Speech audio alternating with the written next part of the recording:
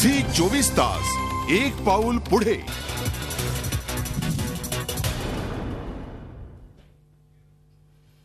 ब्रेकनंतर स्वागत. तुम्ही पाहता आफ्टरनून न्यूज. आता बातमी आहे राजधानी दिल्लीतून. पद्म पुरस्कारांचं वितरण दिल्लीत दिमाखात पार पडलं. यावेळी कला विश्वातल्या अनेक मान्यवरांचा गौरव करण्यात आला.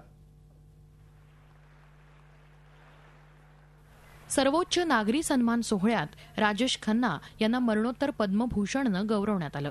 यावेळी राजेश यांच्या पत्नी डिंपल यांनी हा सन्मान स्वीकारला, तर राजेश आणि डिंपलची कन्या ट्विंकल खन्नाही यावेळी हजर होती. कविवर्य मंगेश पाडगावकर यांचाही पद्मभूषण पुरस्कारानं गौरव करण्यात आला.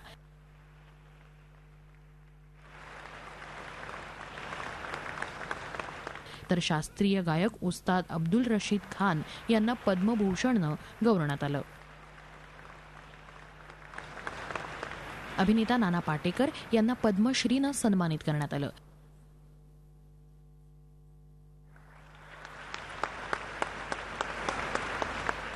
फॅशन डिझायनर ऋतुकुमार यांचाही सत्कार करण्यात आला.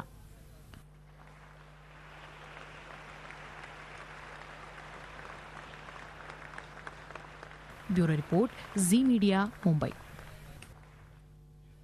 आता बातमी सिनेसृष्टीतली. राम गोपाल वर्मा यांच्या सत्या 2 या सिनेमाच्या प्रोमोमध्ये अभिनेते डॉक्टर गिरीश ओक यांच्या नकळत त्यांचा आवाज वापरण्यात आला. यापुढे मराठी कलाकारांची अशी फसवणूक होऊ नये यासाठी चित्रपट सेना आक्रमक झाली आहे.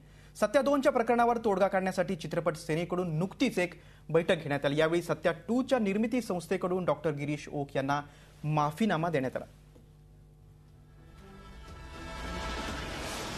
सत्या 2 या सिनेमाचा प्रोमो रिलीज झाला आणि डॉक्टर गिरीश ओक यांना धक्काच बसला. यात आपला आवाज वापरण्यात आला, मात्र याची तीळमात्र कल्पनाही आपल्याला देण्यात आली नाही.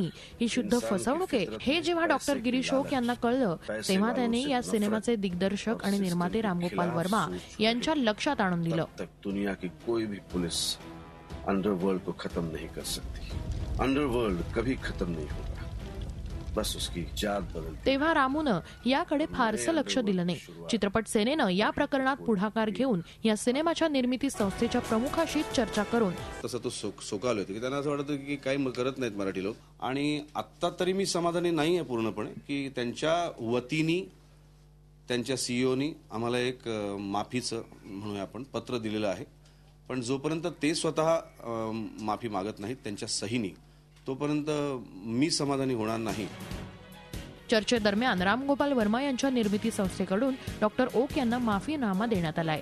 मात्र 5 ते 6 दिवसात खुद्द रामगोपाल वर्मा यांनी लिखित माफीनामा डॉक्टर ओक यांना दिला नाही तर या प्रकरणी आणखी आक्रमक पाऊल उचलण्यात येईल असा इशारा चित्रपट सेनेनं दिलाय. तुला एक्सप्लॉइट केलेलं आहे, याची माफी नाही. शिवसेना हे सहन करणार नाही आणि याच्या पुढे कुणालाही गृहीत धरू नये. कारण प्रत्येक कलावंत, तंत्रज्ञ, अगदी बॅकस्टेज आर्टिस्ट पासून छोट्या छोट्या स्पॉट बॉयच्या सुद्धा आधाराला शिवसेना चित्रपट सेना इथून पुढे अत्यंत समर्थपणे धावून जाणार आहे.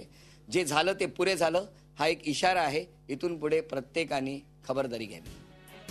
मराठी कलाकारांची हिंदीतल्या निर्मात्यांकडून कोणत्याही प्रकारची फसवणूक होऊ नये यासाठी मराठी कलाकारांच्या पाठीशी उभं राहण्याचा निर्धार चित्रपट सेनेनं व्यक्त केलाय. जयंती वाघधरे, झी मीडिया, मुंबई. बुलेटिनमध्ये इथेच थांबतोय. पाहत राहा झी 24 तास.